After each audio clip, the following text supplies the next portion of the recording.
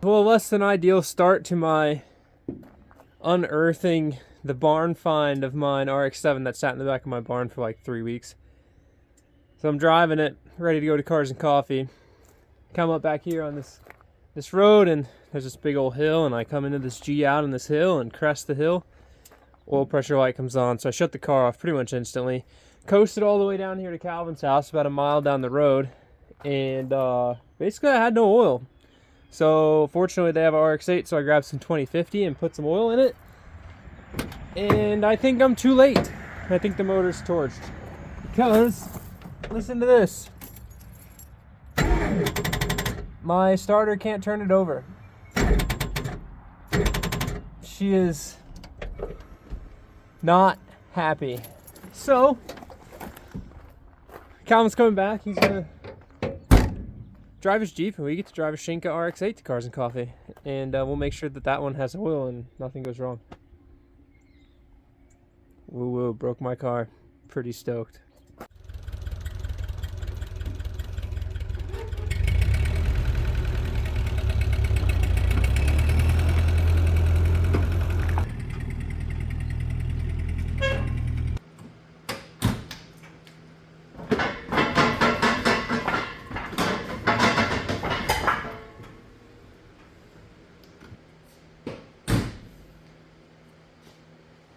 We're just going no fender covers. Dude, I got it filthy driving it in here behind my dually.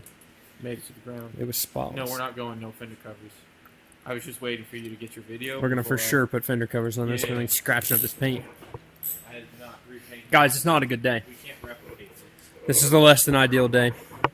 Alright guys, I had an oops moment today. Driving to Cars and Coffee this morning. Came around this curve, went up this hill. And I felt like you feel that like 2% difference, and your brain goes, it's 100% something's wrong, and you look at your gauge cluster. Well, I looked down, and I had no oil pressure. Shut the car off, cruised about a mile into Calvin's driveway, and then I tried to start it, and Didn't sound happy. it did not sound good. So, we're going to rip the engine out of this, even though we have a rally in 3 days, because I have to know what's wrong with this, otherwise I'm not going to go to sleep. So, yeah, and ultimately, you know what happened? It blew the oil line from my remote filter to the rear iron of the engine, just exploded. Oil everywhere, come to find out. So, let's figure out what's wrong with my engine and take what was a perfectly good and running car apart. Happens to the best of them. Guess now I'm going to set up a low oil pressure shut engine off instead of low oil pressure flash lights at you thing, because I missed it. Super easy though, single turbo 13B RX8 training. We'll just pop it out. We'll have it done in what, an hour? What time is it? 8 o'clock ish. So 8:10. Calvin's gonna check here. We can show you. It is 8:01. We'll let you know when we get this thing out. I really just want to get the oil pan off and pull the rear stationary gear so I can see how torched my bearings are. But hey, at least it looks good. You can literally see all the oil that I spilled down the bottom of the car because it's all dripping off now that it's on my clean concrete.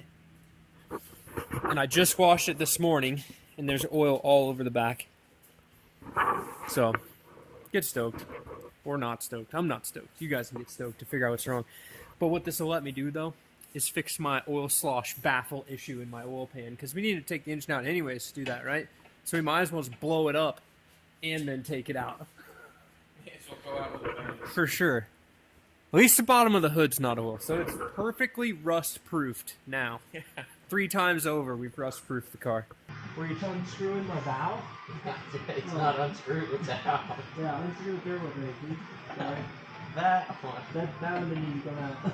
Took my my valve drain plug out of my oil pan. Well, that's what you said to take off. Was that vent? That said the drain, but Or drain? me whatever. being lack of clear, or not clear enough. Okay, I think the last time I did this, I didn't have this upper radiator hose in here, which is very much in my way right now. Oh, dude, Have I showed you my new divot tool? No. Oh, I got a turbo hanging from the rafters here. I'll have to show you my new divot tool. I got a picture of it. Alright, I gotta take this upper radiator hose off to get this out of here, so hopefully not a lot of coolant comes out. hang on. Let me get this last. Oh, water's gonna come out if I do this. Yeah. For sure. Let me get this last engine mount bolt off. That's inconvenient. And I'll get out of the way. I can't fit the manifold downpipe wastegate turbo. The whole thing comes out as a unit and I can't fit it out. Man, this thing is just mega serviceable. And you wanna know what else it mega is? Calvin, can you guess? What is it mega? You're also mega this too. Oily. It's mega covered in oil. That's what this is. All right. I think we're just coolant and it should lift out. We probably ought to take the rad fan off. Without a drain plug on your radiator, it's impossible to not make a mess draining your coolant. Guess we could drain it from the block drain on the side, but I'm committed to having the lower radiator hose off. Big mess incoming.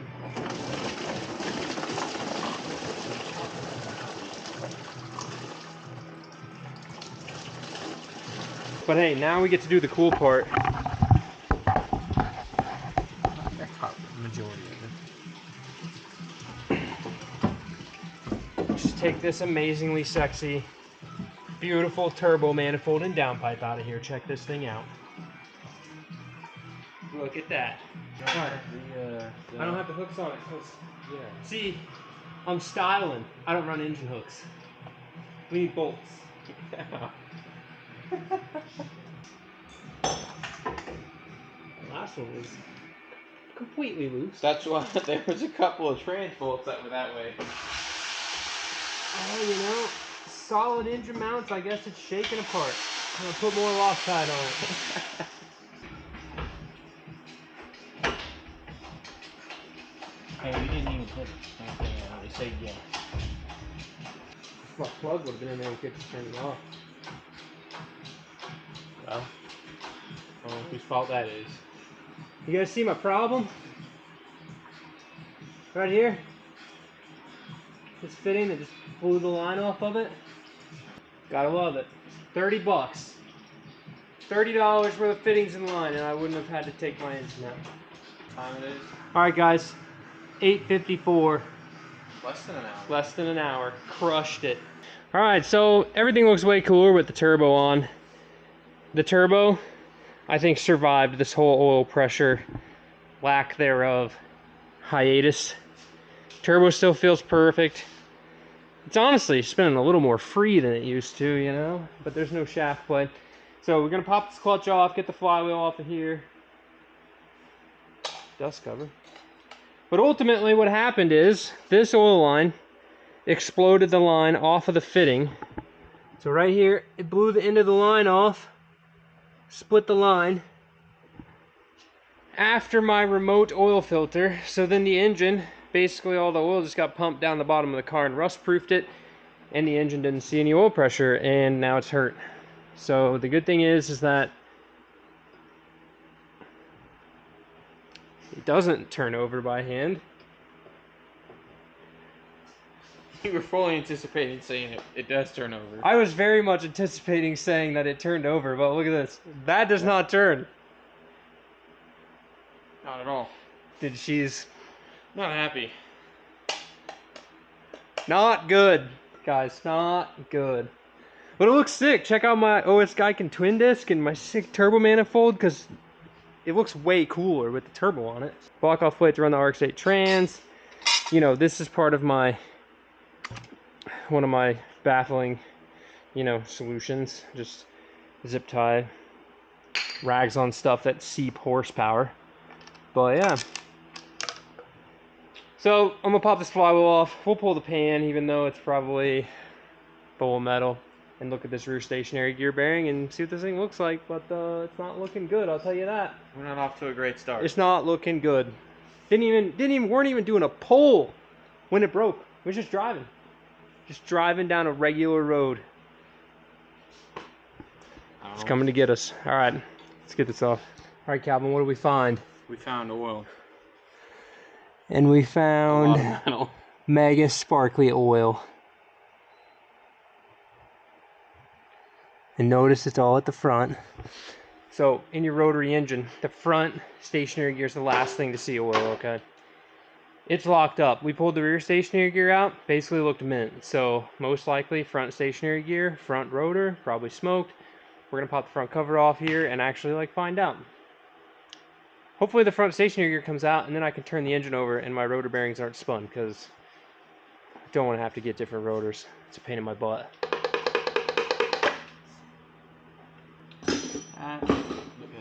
That's spun for sure. See where the, look right here. The keyway here, there's a notch in the bearing that goes in the keyway to keep it from spinning. It's non-existent. Let's see if we can get that out. E-shaft moves in rotors. Good. More good. We need to get that off. I want to see it. My grandpa gave me this for crying.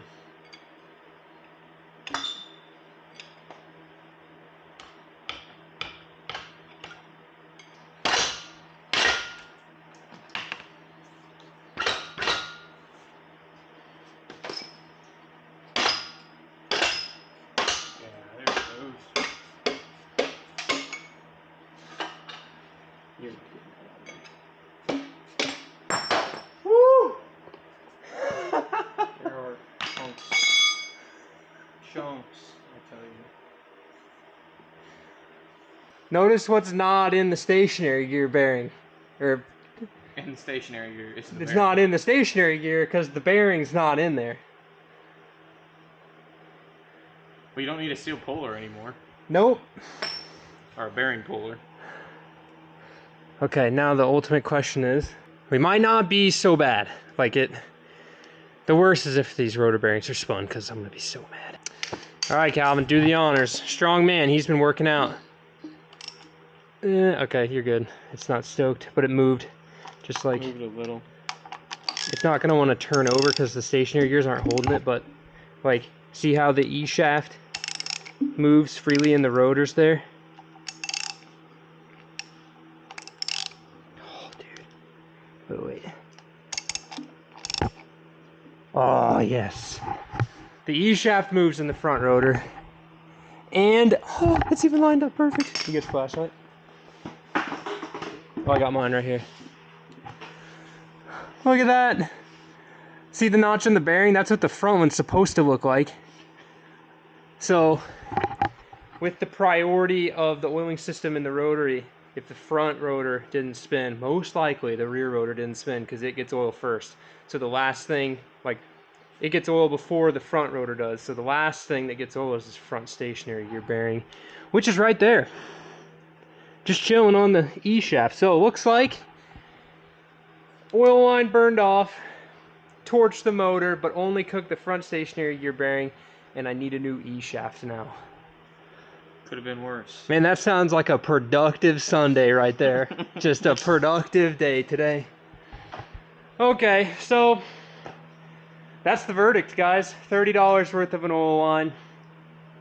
I mean, what we got? Hour and a half into taking this thing apart now that we didn't really want to, and we just bloodbath the floor. I'll clean it up tomorrow.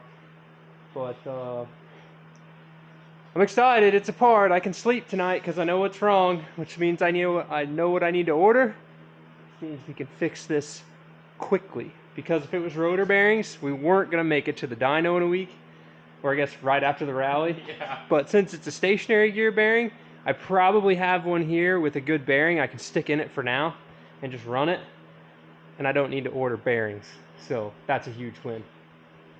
We'll just make sure everything's good and clean before we put it back together. Get all the old metal out. I bet that filter I bet it's full. is full of metal. I mean, look, that's what came off the stationary gear. It's in my hand. So, an unorthodox video because we're in the middle of working on the rally car, because we have a rally in 3 days. 3 days, because we definitely need to spend time working on this, but wouldn't be able to sleep at night if I didn't know what was wrong. So thank you guys so much for watching. Drop in the comments below if it's what you expected, and we'll see you guys in the next one, or maybe after the rally, who knows. But we're gonna go do our best. So thanks for watching. See you in the next one. Keep it rad. The aftermath of just tearing the engine out. It's kind of nice working. We got RX7 broken zone back here, but it looks sweet with all the parts on the wall. The 4-rotor, rally tires. It's a good day. It's a good excuse though to clean my engine bay up and reconfigure the catch can. My radiator's actually broken.